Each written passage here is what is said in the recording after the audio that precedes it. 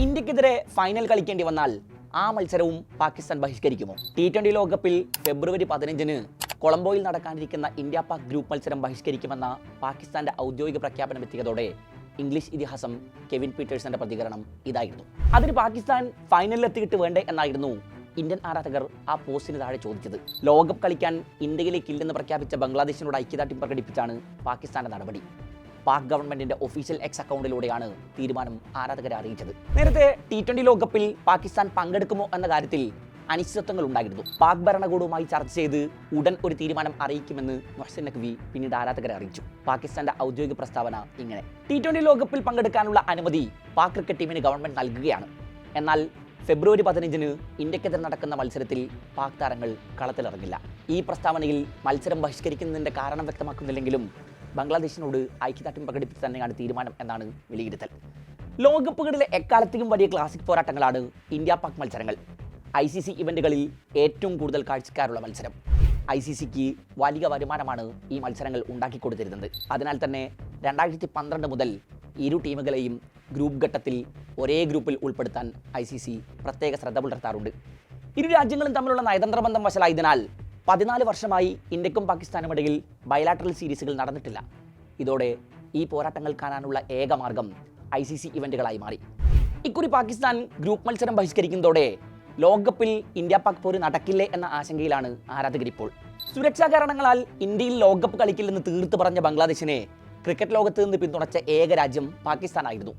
വിവാദങ്ങളുടെ നാൾവഴികൾ ഇങ്ങനെ: ജനുവരി 3 IPL ഫ്രാഞ്ചൈസിയായ Kolkata night റൈഡേഴ്സിനോട് Bangladesh താരം മുസ്തഫിസുർ റഹ്മാനെ റിലീസ് ചെയ്യാൻ BCCIയോട് നിർദ്ദേശമെത്തുന്നു. ഇക്കുറി ഓപ്ഷനിൽ 9,20,00,000 മുടക്കിയാണ് കൊൽക്കത്ത ബംഗ്ലാദേശ് പേസറെ തട്ടകത്തിൽ എത്തിച്ചത്. ഇന്ത്യ ബംഗ്ലാദേശ് നയതന്ത്ര സംഘർഷങ്ങൾ രൂക്ഷമായതിന് പിന്നാലെയായിരുന്നു നടപടി. ജനുവരി 6 മുസ്തഫിസുർ റഹ്മാനെതിരായ നടപടിക്ക് പിന്നാലെ രാജ്യത്ത് IPL സംപ്രേഷണം തടഞ്ഞുകൊണ്ടുള്ള ബംഗ്ലാദേശിന്റെ ഉത്തരവ്.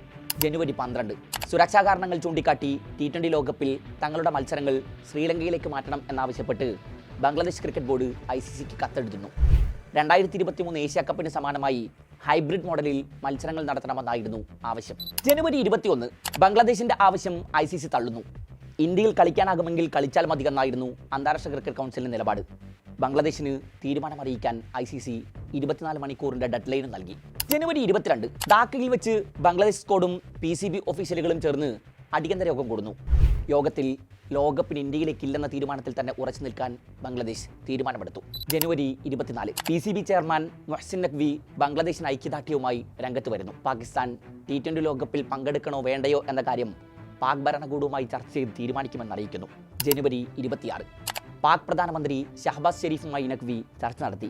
ബോർഡിന്റെ തീരുമാനം ഉടൻ അറിയിക്കുമെന്ന് നഖ്വിയുടെ പ്രതികരണം. അന്ന് നഖ്വി എക്സിൽ കുറിച്ച പോസ്റ്റിൽ പാക് പ്രധാനമന്ത്രിയുടെ പേര് മാറ്റി എഴുതി ട്രോളുകൾ ഏറെ ഏറ്റുവാങ്ങി. ഫെബ്രുവരി 1 ലോകകപ്പിൽ ഇന്ത്യയുമായുള്ള ഗ്രൂപ്പ് മത്സരം ബഹിഷ്കരിക്കാൻ പാകിസ്ഥാന്റെ തീരുമാനം.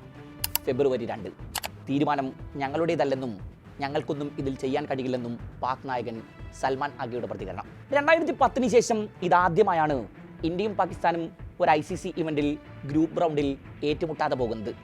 പാകിസ്ഥാന്റെ തീരുമാനത്തിന് പിറകെ 3 മണിക്കൂറിനുള്ളിൽ ICCയുടെ ഔദ്യോഗിക പ്രതികരണമെത്തി. ഗ്ലോബൽ ക്രിക്കറ്റ് എക്കോസിസ്റ്റത്തെ തന്നെ ബാധിക്കുന്ന തീരുമാനമാണിതെന്നും PCB തീരുമാനം പുനഃപരിശോധിക്കണമെന്നും ICC പറഞ്ഞു.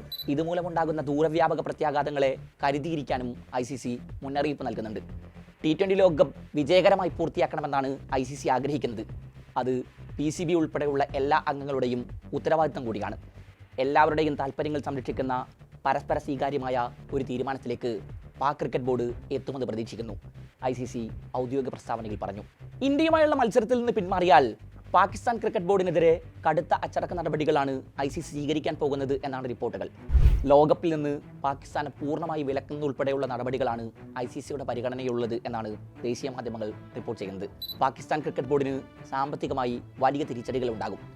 ICCയിൽ നിന്ന് ലഭിക്കേണ്ട വാർഷിക വരുമാനമായ $34.5 ദശലക്ഷം, ഏതാണ്ട് 316 കോടിയോളം രൂപ തടഞ്ഞു വച്ചേക്കും. കൂടാതെ ഇന്ത്യ പാക് മത്സരം ഉപേക്ഷിച്ചാൽ സംപ്രേഷണാവകാശമുള്ള ജിയോ സ്റ്റാർ കമ്പനിക്ക് ഉണ്ടാകുന്ന കോടിക്കണക്കിന് രൂപയുടെ നഷ്ടം PCB നൽകേണ്ടി വരും.